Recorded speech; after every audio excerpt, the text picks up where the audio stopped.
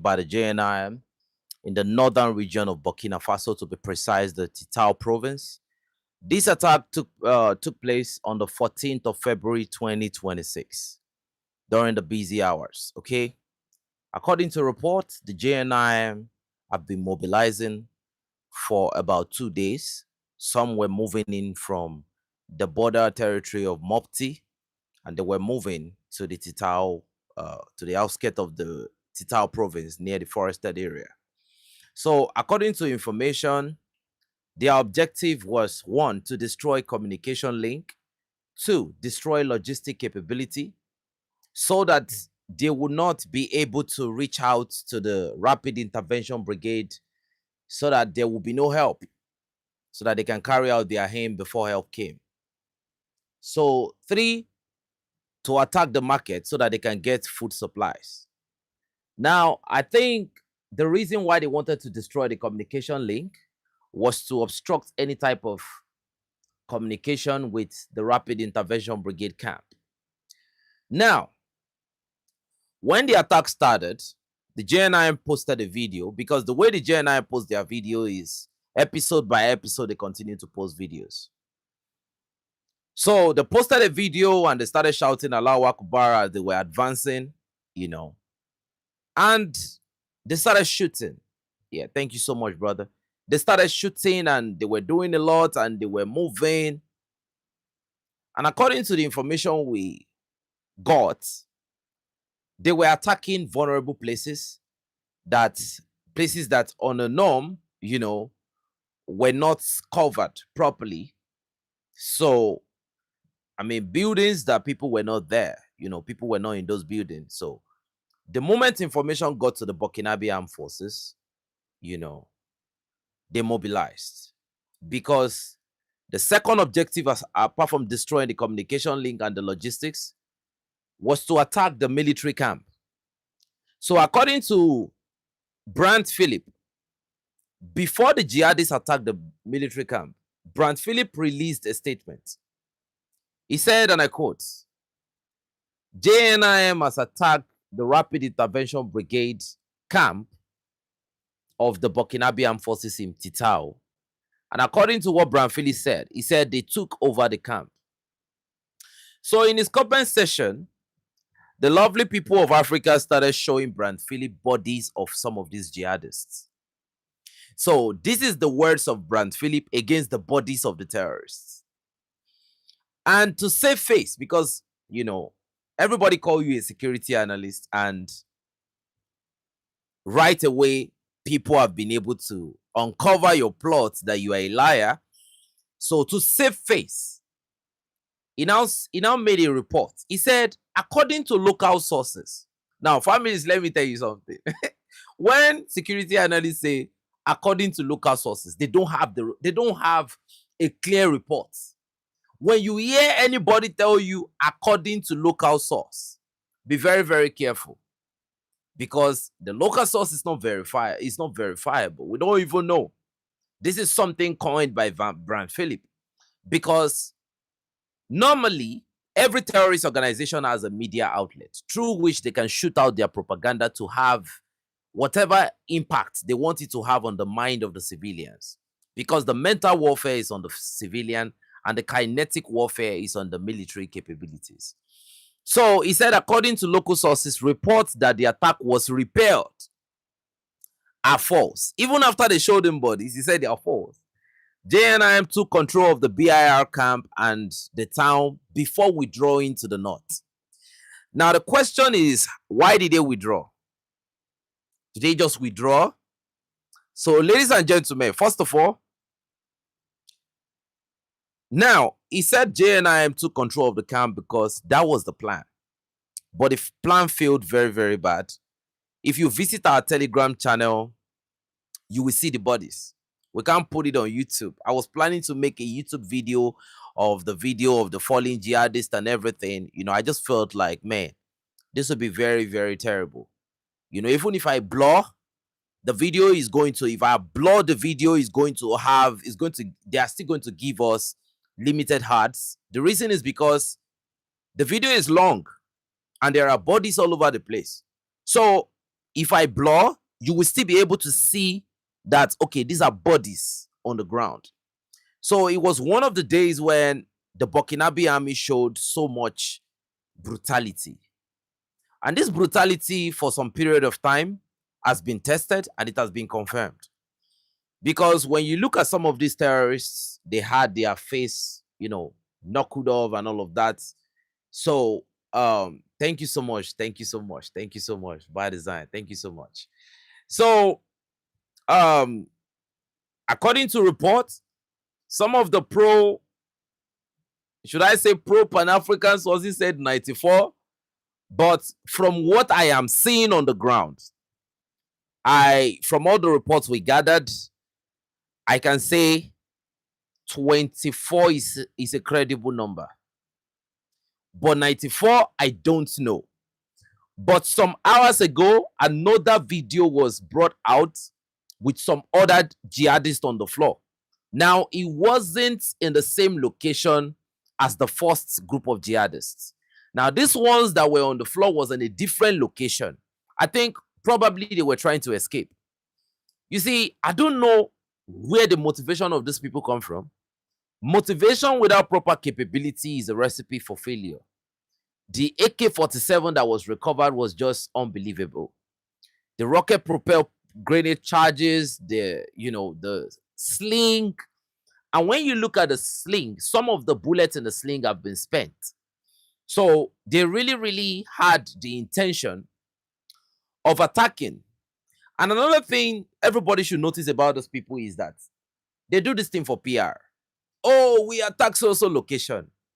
Now, to land the final knockout blow on Brant Phillip posted a video of, I'm going to post on Telegram. He said the jihadists attacked a communication post, this mast, this satellite, this network mast of, I don't know the network company is talking about, but this particular attack on the network mast was in July 2025. Okay?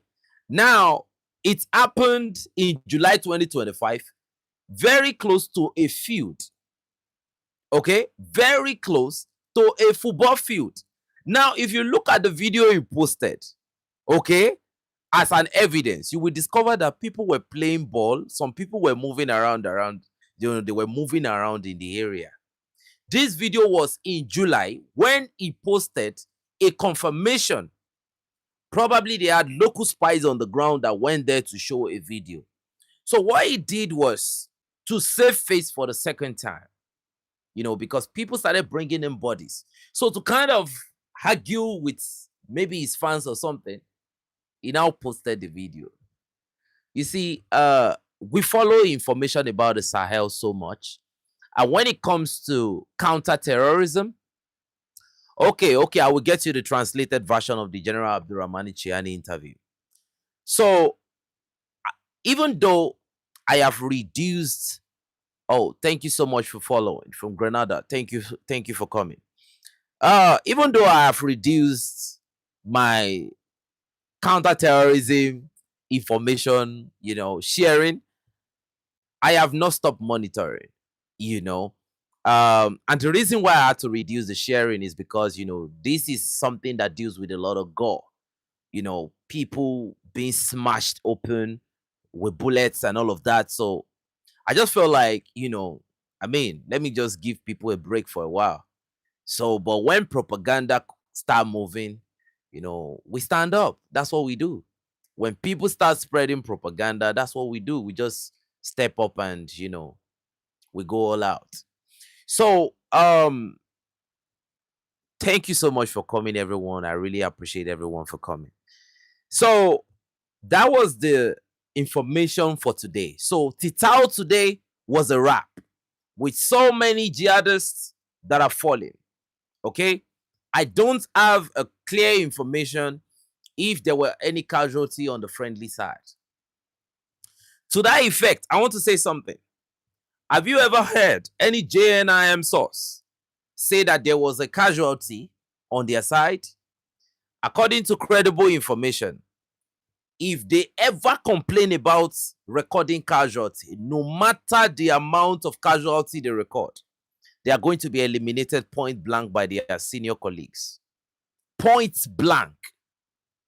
You don't report the number of casualty you have. You just come back. So that's the information we have from their side. So that's why you never hear them post things like, oh, somebody fell. And they don't pick up their bodies. When it falls, they run. And probably they will say things like Ina ilahi, Ina ilahi, Rajihun or something like that. And they run for their life. So the translation of what they say is, to him we came and to him we shall, from him we came and to him we shall return. That is it. And they run away. But they don't dare tell their commanders that we recorded casualty. No, they don't give that report. Because to their commanders, these are animals.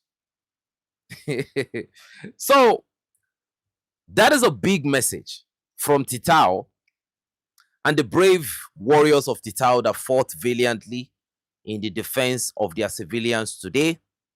You know, their heroic display will echo through eternity. This is not just another victory. This is a symbol of conquest. To those that continue to plan, to connive, to do anything, this is a symbol. This is a sign that Burkina Faso have come of age. This is not a country that will go and beg multiple countries to come and defend them. They have security agreements with one country. Their president is not traveling up and down the whole place. So this is a message of hope and belief. Do not surrender. Do not despair. Continue to believe.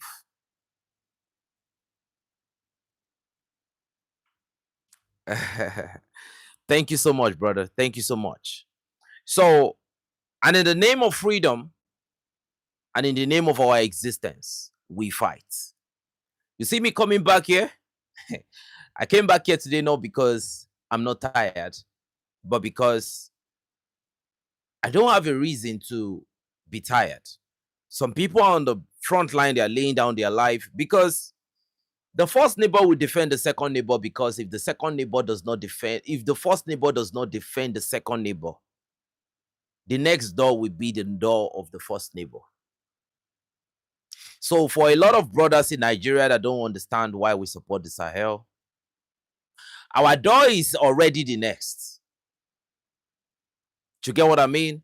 Our door, the terrorists are already in Nigeria. So that is why we support the forces of freedom against the forces of impunity. So the thing is, this victory has been won. And this is another failed PR for the jihadists, because Brand Philip was too late to realize that it was a failed attack. Now let's go to Niger. The president of Niger, General Abdurrahmani Chiani, said there are no Beninese soldiers in the northern Benin territory. He said there are no Beninese soldiers at all.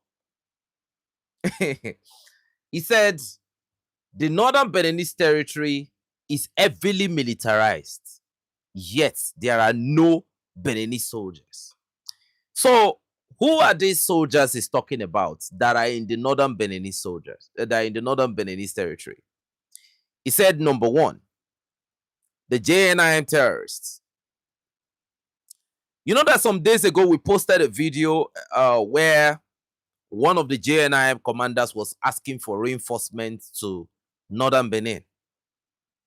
He said the next group of forces you have in northern Benin are the Ukrainian forces that are training the terrorists on how to use drones. Then he said a third are the French forces in northern Benin, ladies and gentlemen. So the thing is, even if they connive, even if they support the people that are trying to destabilize the Sahel, they are still going to get this stick on their back, because that you are supporting the people that want to destroy us does not mean the people that want to destroy us do not want to destroy you. This is an existential war. These people don't understand. They think this is about, oh, I am too, they think it's about, I am too weak to defend myself. If I fight, they might possibly overrun me. So it's better I support the forces of terror, the criminal forces. So, in their own opinion, maybe they believe that if they support the French is going to have some mercy on them. But the truth is, everybody is going to get it. Northern Benin has been a place that have been overwhelmed by JNIM for a very long time. And that is why you see that they are now calling on the Belgians to come and defend them. I don't know how Africans are seeing this. This is existential. It's either us or you. Do you know why it's either us or them? Their economic lifeline hangs desperately on our freedom. So if the economy gets better, our freedom will be restricted. For their economy to stand, there must be destabilization in Africa. There must be destabilization in Sahel with regards to France. For their economy to thrive, people must be internally displaced. People must be externally displaced. But now that they are being kicked out, have you heard that the externally displaced are coming back to Burkina Faso? The internally displaced are going back to their territories. They are going back to their land. That's the thing for the territorial reconquest of the homeland. So for some people that still think, oh, maybe this to France, maybe that to France, this is existential. Any fight that is existential, you must go all out. No fear. There must be complete fire in your eyes, because it's either you leave or your enemies leave. I'm sorry to say this. I will unapologetically say that at this point, France is not just a European country. France is an enemy of the alliance of Sahel states. And the earlier you know this, the better. So when you hear General Abdurrahmani Chiani and his comrades say some type of things against some of our puppets that are around the Sahel, it is because they understand the level, they understand the gravity. They know that this is existential. They know that the people supporting them are supporting them against their own survival, against their own existence. If you look at it clearly, I think some people don't understand the reason why this fight is going on, because probably maybe they've never had a family on the front line, or they've never been on the front line before by themselves. They've never had a bullet fly past their head, and within a split seconds, their mind is separated from reality, and they be like, oh man, am I still alive? I have been in the hospital. I have seen a soldier dying, a Nigerian soldier, and I had to use my mouth to suck out whatever was blocking his nose before we put the oxygen mask. That is how bad it is. So that is why I come out sometimes and I say, I have earned my right to speak about my country. I did not care. I had to suck out everything on his face. The whole face was bloodied up. So a lot of people don't understand. They don't know how. I feel like a lot of people don't know how to respond when you look at the type of war that these people are waging. Now, let me tell you something about the existential war that a lot of people don't understand. An existential war is a war of attrition where you must defeat your enemy completely. You must completely emasculate and destroy your enemy capability, because As long as your enemy have the capability they have, they are a threat to you. And hence the word existential threat. So if their economic lifeline lies in the Sahel, we will stand our ground until that economy crumbles to the ground. They can find other partners somewhere else, not in the Sahel. So if you think, for those that represent the interest of the imperialists, if you think that I'm here to campaign for bilateral relationship or whatever with France, then you have to come back another time, because it's never going to be on this platform. I'm bringing Mackay of the Spearhead by 3 p.m. tomorrow to come and speak about Prospera Africa. That is the Beninese, that is the project between Benin and the US, where a particular consortium led by Peter Thiel, they are going to come to Benin and buy a very big part of the Beninese territory. In fact, it's going to be like an independent country inside the Beninese territory. How? The Beninese territory is not even big like that. So they are going to buy a place. It's not a place. Let me say it's going to be a country. And it's not going to operate under the Beninese law. And they are going to be carrying out experiments, molecular biology experiments, biotechnology experiments with genes of Africans. So if a lot of people don't understand why we call out, why we speak, why we shout, these are the reasons. And probably some of the Beninese don't even know this. I was talking about Benin some days ago, and somebody was telling me it's Beninois, not Beninese. I'm English. You are French. So you say Beninois is your language, is the way you people call your thing. And a part of me is Beninese, because I am Yorubas and you have Yorubas in Benin. So by proxy, I can speak about Benin. And when everything went out of control, Nigeria defended you. We defended Benin when everything went out of control. So if a lot of people don't understand, I am speaking against Patrice Talon, not against the people of Benin.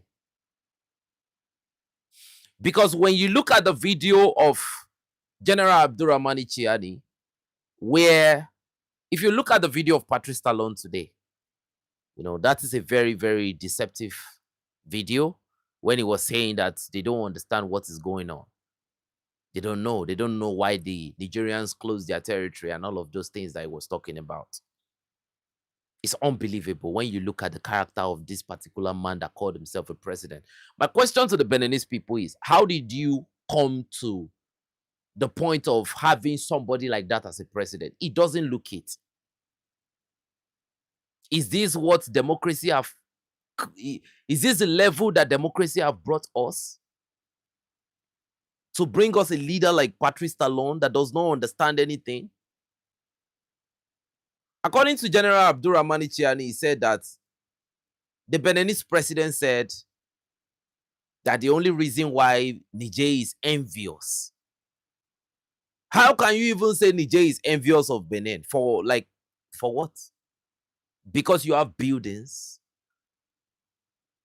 A lot of people don't understand that buildings are not strategic. Ladies and gentlemen, I repeat, buildings are not strategic. Mineral resources are strategic. Buildings are not strategic. Ask from the people in Gaza. They will tell you. Ask from the people that reside in Tel Aviv, that ran to Cyprus during the 12-day war with Iran. Buildings are not strategic. A building is up in these seconds. Another seconds, that building can disappear. Resources don't disappear by chance.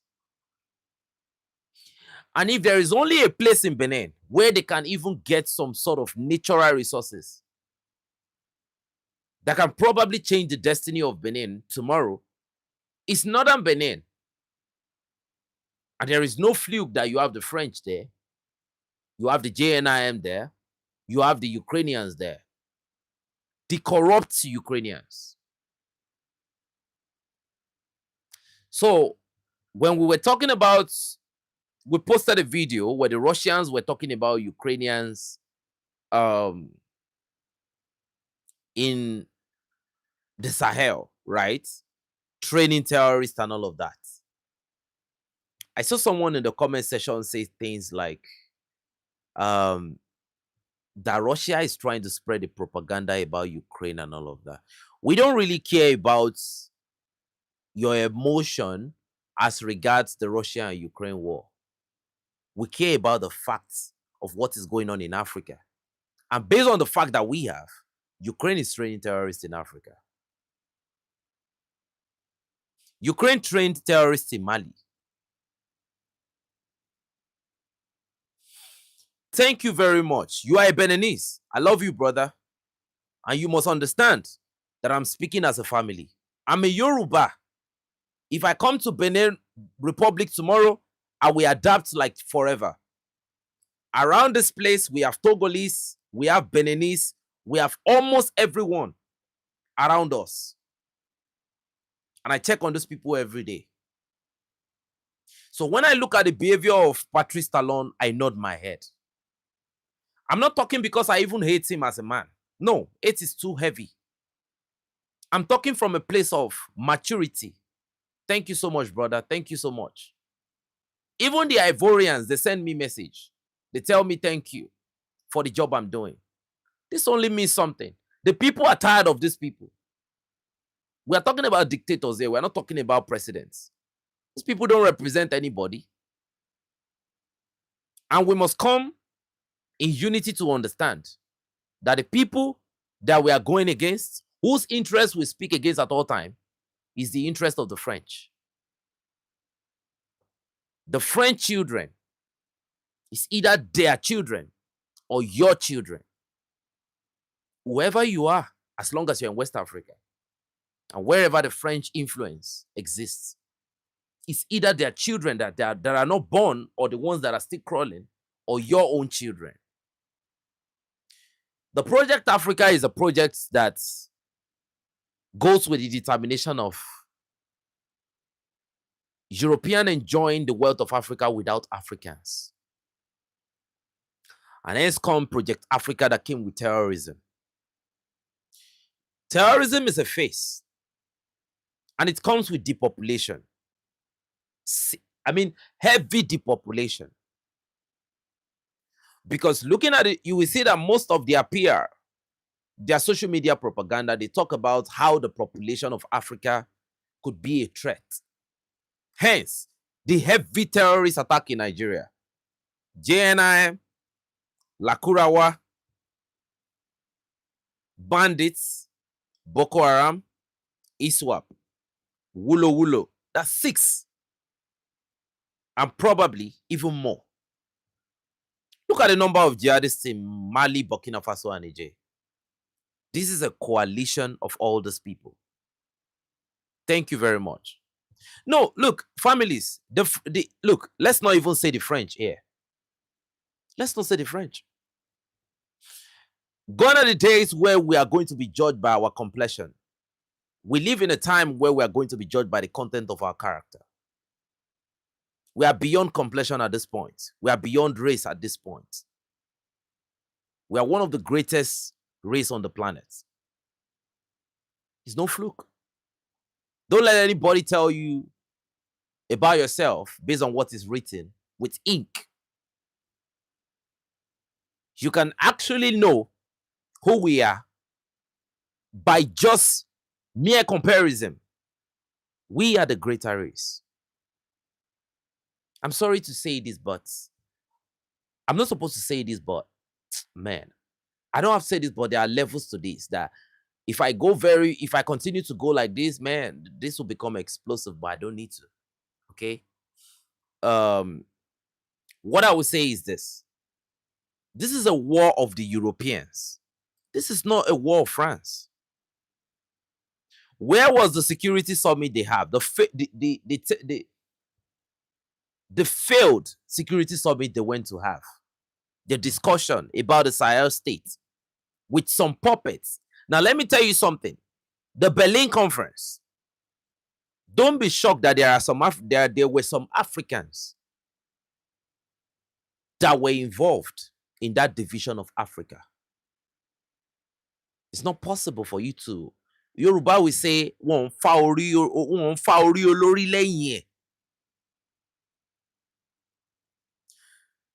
You don't cut somebody's hair behind them. You cut it right while they are there.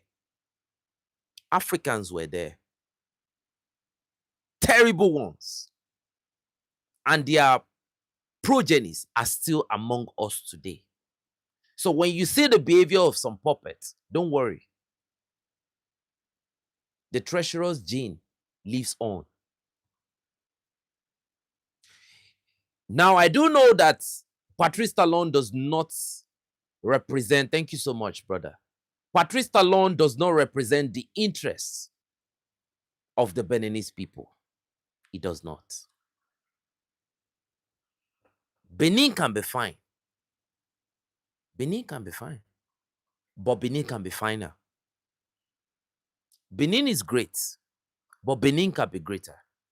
Patrice Talon is one man who has been bought. Ladies and gentlemen, when the coup d'etat happened in Benin, you will discover that the citizens came out to defend Pascal Tigre. Okay? The citizens came out to defend Pascal Tigre. There is a reason for all of this. The whole northern Benin that have been encircled now by jihadists and some of those useless forces from Europe, right? Because Ukrainians and French forces, they are Europeans. This northern territory that they've now turned into their own territory was once upon a time inhabited by some Beninese. Where are those Beninese now? So a lot of people don't understand. This is no longer a battle of interest. This is war. And what will excite me the most is when the Beninese citizens speak for themselves. When they speak for themselves. But I know that there is always this heavy way of repression in Benin. There is no free speech and all of that. I understand. Because Patrice Talon follows orders. He's not a man by himself. No matter what happens, the identity, thank you very much, they brainwash them. You have few people in every country. There is just some very few people that no matter the condition, you cannot brainwash those people. You cannot lie to them. You can't compromise them. I can proudly say I'm one of them in Nigeria. These people are in Benin. These people are in Togo. These people are in Ivory Coast. They are in Mauritania. They are in Mali. They are in Burkina Faso. They are in Niger. They are in France. Thank you very much. Even in Ivory Coast, some of them lie. They talk as if there is no terrorism. Families, let me not lie to you. Have you forgotten that famous speech that was given by President Patrice Talon, where a certain lady stood up and asked him, "What are you doing concerning the insecurity in northern Benin?" He could not give any response. That is a failed president and a failed being right there. So now, because at the end of the day, we must not forget that in life, no matter what the situation is, we must always remember that we come first and we must defend ourselves, no matter what the situation is. I don't care what country you are from, I defend you first. Because you are African first. I can leave Nigeria tomorrow and say I'm going to another African country. That is possible because I'm African first. The Europeans don't ask questions from themselves when they see themselves. So the question is, why do Africans ask questions from themselves when they see themselves? Why would some Nigerians say, oh, he looks like somebody from Mali? Is it about our education? Is something is anything the problem here? So, like I say, and I'll continue to say, whatever war is going on, whatever Cold War is going on, is not between us, the citizens. It's between certain people who are privileged and they've already failed. They've already failed. So use that privilege positively to better the life of the people. And if you listen to the Europeans talk, they talk as if the Sahel is a place where any white-skinned person that come in is going to be worshipped. As if the people that are there don't have the mind of their own. And that was why I got mad with Julius Madabio when he was speaking right there. During the conference they had uh, in Munich. Now, the reason why that conference got me very angry was because the Berlin conference took place in Berlin. Now you are speaking in Munich. What does Germany represent to every African? A good country. And they started with how can we go back to the Sahel under the framework of a win-win relationship, but their identity never left them. Like we always say in the Andre community that the leopard will never change his skin. No, it's not possible. And after some time, they came back with the anti-Russian rhetoric, with the anti-Russian propaganda. Then before they ended it, they started behaving like there are some the European. Look, let me tell you something. In the current geopolitical concept of things, the Europeans are nobody. And I want Africans to understand and think like this. The Europeans currently are nobody. They are a nobody.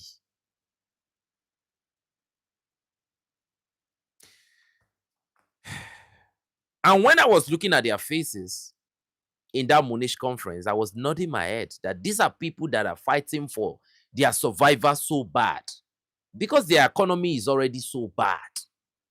Everything is so bad for these people right now. And to let you understand how bad it is for them, the soldiers that live to die on the battlefield for our freedom,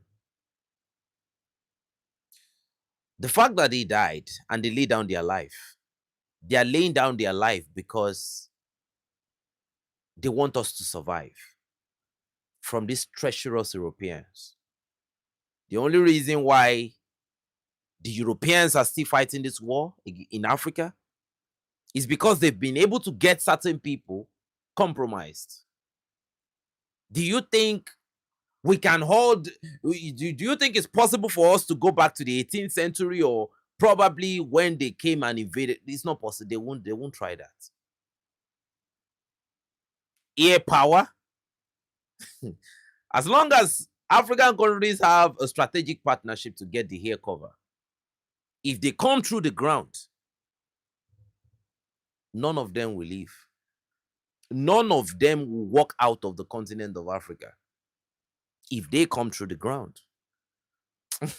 A lot of people might think I'm just tripping, right?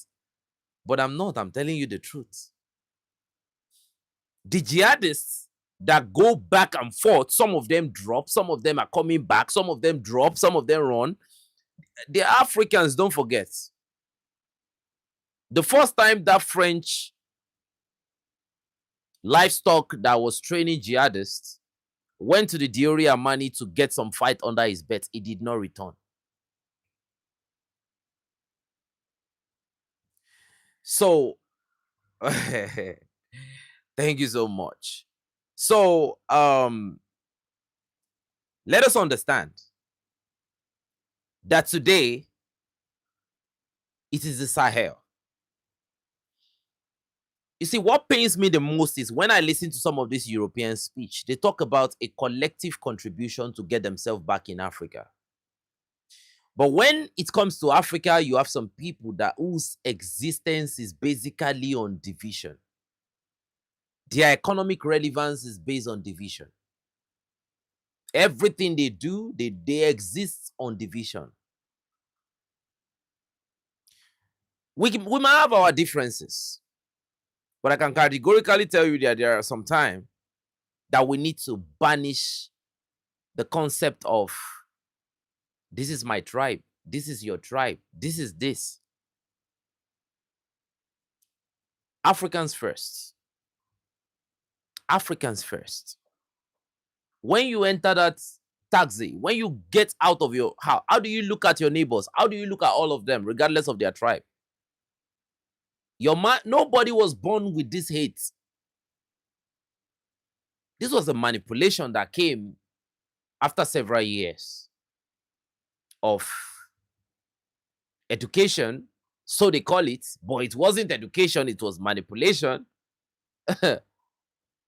It wasn't education, it was manipulation.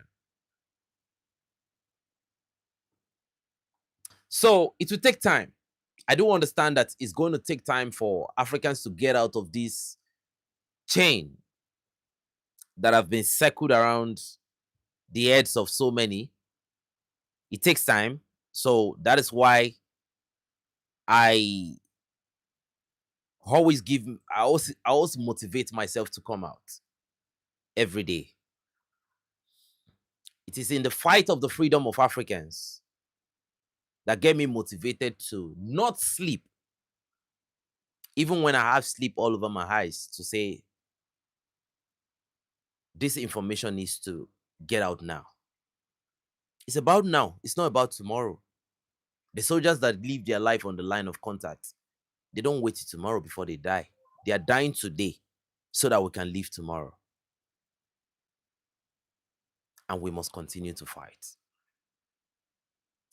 When Alassani Ouattara's troops were beating the Ivorians, we were all pained because we were Africans. I want people to get this mentality out of their head. I am Beninese, you are Nigerian. Do you know that even inside Nigeria, I have people saying I don't look like Nigerian, that I look like a Togolese. Inside the same Nigeria, some people will say I don't look Yoruba.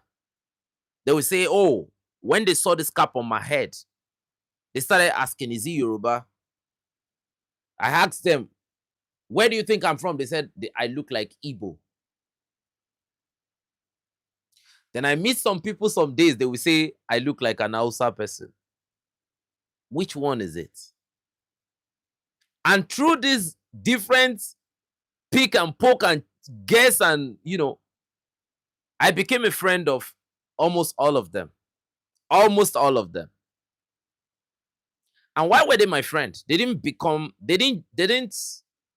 I don't think they chose to be my friend because I'm an African. I think they chose to be my friend because they felt like I am from their tribe. But they don't understand that in this concept, because I think we are beginning to be free in Africa. Because if we are not free, I won't be thinking like this. Are you getting me? If we are still under slavery, I won't be thinking like this. The fact that Andrade can think like this, it means that there is hope for Africa because there are so many people in Africa that thinks like me. And every time I speak, I believe that I've been able to speak fire into the mind. I'm not speaking life, I'm speaking fire into the mind of people because I want them to have that fire in their eyes, to love themselves, to love your neighbors, to love your people. You think if there is a general call for mobilization in Africa, you think Burkina Faso won't have more than 50 million fighters? Is that what you think? And this is happening because, not because I feel like I am more Burkinabe. No. It is because that spirit of we are Africans will always prevail over every all else. Over all else, it will always prevail. Like I said, we did not feel good. When we see the marginalization of the blacks in South Africa, when we see the oppression they face, when Donald Trump was bullying President Cyril Ramaphosa, how did you feel as an African? Did you feel pain, or did you not feel hurt? Why were some people saying they wish it was Julius Malema? It's not because they dislike Ramaphosa. It is because that's involuntary defense of Africans for Africans prevailed in those moments. That, oh, how I feel, how I felt I could just be there to defend him. How I wish I would be out there to go and defend that brother. It's the spirit of Africans. So when a European speak in my face inside Nigeria, I am looking at him like, you are not my friend. Not because we are in a different territory, but because you are not friends with our brothers in the Sahel. So you are not my friend. Because I am not different from those brothers in the Sahel. So if you don't see them as your brother, I am never going to be your brother. I think this is how we are supposed to think. When we see the repression of the Africans in Europe, in Jamaica, in America, all over the world, we feel every bit of pain they feel. It is because of the brotherhood that joins us together.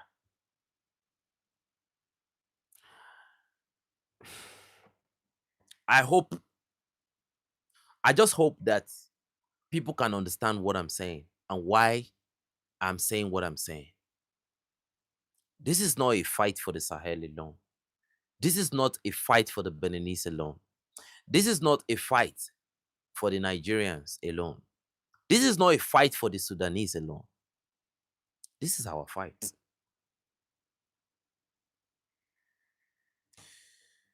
No matter how bad it gets, your brothers are going to be the first to stand up for you. So don't let certain people that don't have the morals to lead, don't let them dictate where your loyalty is going to belong. Because at the end of the day, in some of the worst moments in life, we end up not seeing the elites. I'm so sorry to say this. When Anthony Joshua came to Nigeria and he had an accident, Anthony Joshua probably lived most of his life in the UK. He came to Nigeria. Then he had an accident that took the life of two of his friends that came with him.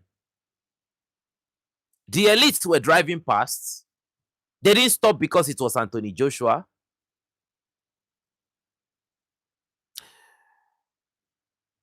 It was those guys that you look down on. Those guys that you don't want to identify with. Those guys that when they greet you, you feel like you are too good, you are too special for you to respond to them. Those were the guys that stood up, went to Joshua and be like, oh, what is going on? Anthony Joshua, Anthony Joshua, Anthony Joshua. Those were the guys that came to his rescue, regardless of the risk.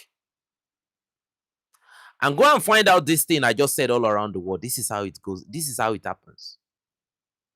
There was a day there was a fire outbreak around us here. The stores of rich people were burning. It was the people they call street urchins that came out. use their phones that are not iPhones or whatever you call it to call the firefighters. They started running up and down. I was outside with them. The local women, the people that a lot of people don't see as important, they came outside and they defended the infrastructure of those elites. Not because some of those elites even greet them. It is because of the brotherhood of who we are, our identity. I don't know why a lot of people don't look at life this way. So if Anthony Joshua have ever felt privileged, too privileged, that he felt like he was better than another black man, he should remember that moment where some of those brothers, who barely hit 3 times a day, came to his rescue. Like I said, it is always the first neighbor that will defend the second neighbor. It doesn't come with status. This thing of I am educated is not educated. To me, I think we are working in a system where the capabilities of everyone is not being maximized. The potentials of people are not being polished. Everybody is not going to make it in class. Floyd Mayweather was not educated, but yet he became somebody in life. So, I have an information from Niger Republic family, sorry. According to information via AES alerts, they said President Tiani claimed that Niger is now going to renegotiate its oil agreement with China. So because Niger is saying, we don't want France, it doesn't mean that they are puppets to other people. Like I said, anybody can be a nobody instantaneously if they don't move the right way. Africans is saying that when you are dealing with African, you have to move smart. You are not going to start moving corny because the enemy of my... No, we are Africans. We're supposed to be the leaders. I'm telling you, I don't know.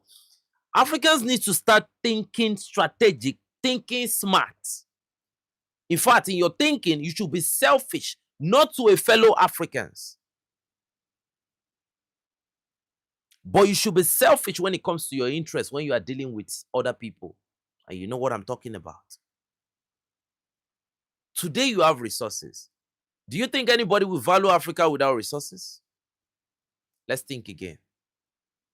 Even with the resources, they siphon your funds. They create conflicts in your country. They open the doors of asylum and different visa projects. They tell you, they create the conflicts.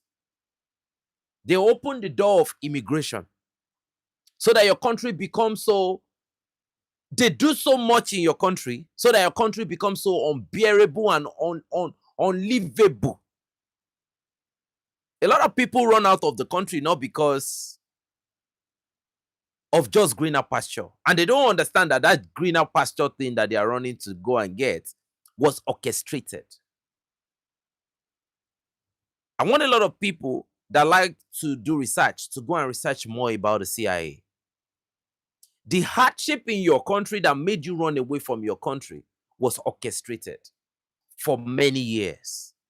So if some people can for so many years orchestrate a condition that is going to lead to overt and covert displacement, why can't Africans think in the same way?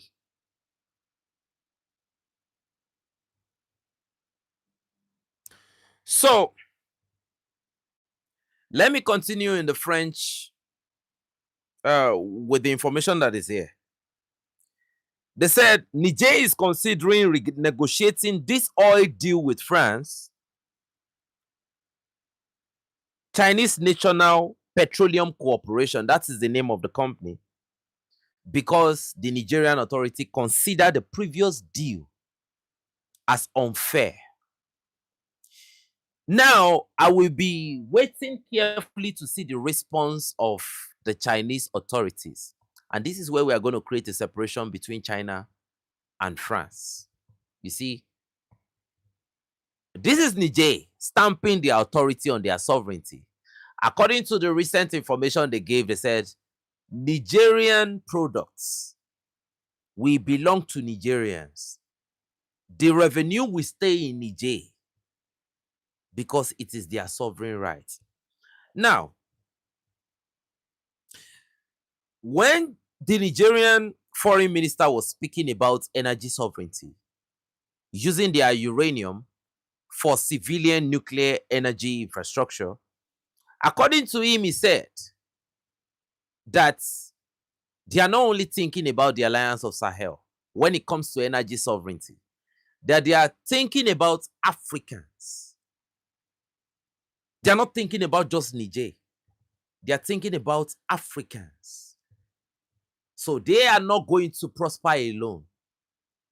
If Burkina Faso prospers, a lot of Africans can travel to Burkina Faso without needing to go through visa restriction and all those things. Make Africa great for Africa. I don't know everybody can think like this. Not everybody have this kind of mindset. But it all starts somewhere. I believe in Africans. I believe in Nigerians. I believe in Ivorians. I believe in Malians. I call all of you my brothers. I call all of you my sisters. I call all of you my mothers. I call all of you my fathers. I respect every African wherever I meet them all around the world. More than I respect anyone else. I feel more comfortable with them. Probably, maybe people will say that that is our weakness because we trust our people too much, but it's supposed to be like that. If I can't trust my brother, then who else would I trust? Probably that was what led to the fall of Thomas Sankara because he trusted Blaise Compaoré too much. But history did not forget. So what I would say to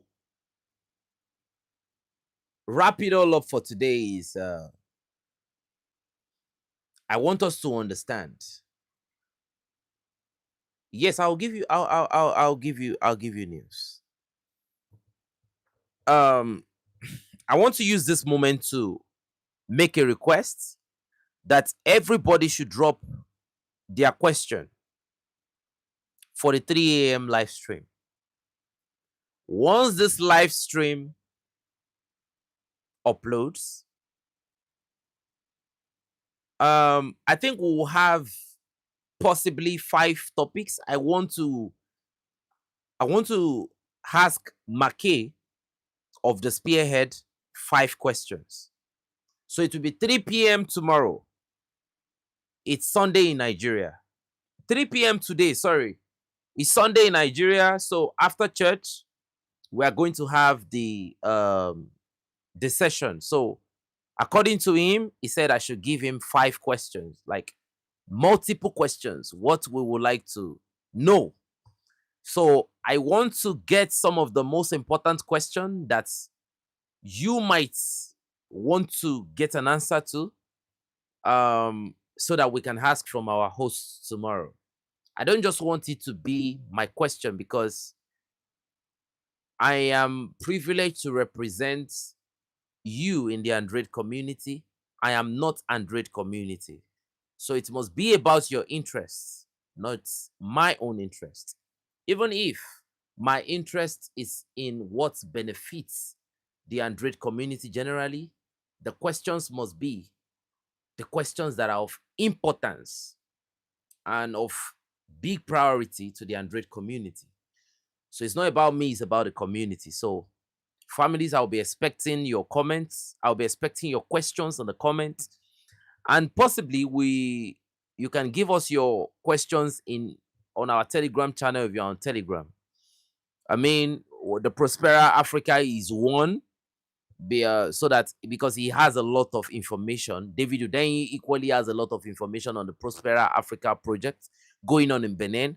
So if you are a Beninese in the house, I don't want you to miss it tomorrow, because these guys are going to give you the deep dive on what your president have been doing. So today is a day. Sorry that I continue to say tomorrow. Today is a day that will be very, very important. So we've talked about the counterterrorism operation, the project of America creating a city in Benin. Absolutely, brother. Absolutely, absolutely. Imagine the destiny of the Beninese kids if America is trying to create a sovereign state inside Benin Republic. Can Africans go to the United States and say that they want to create a sovereign country inside the US? So, families, at this point, I'll be expecting your questions in the comment section below so that I can collate and I can send it to Maki of the Spearhead. I want to appreciate everybody for coming back today. Uh, Thanks for the donation. I appreciate it, and I really want to say thank you. I want to thank everyone that continue to support us in the house. You know, your like, your comments, your subscription, your membership, everything that you've done to make sure that we remain functional. I want to say thank you. You are the reason why we always have a reason to come back. And it's an honor to say that I'm very, very proud to represent you all. Thank you, and God bless you.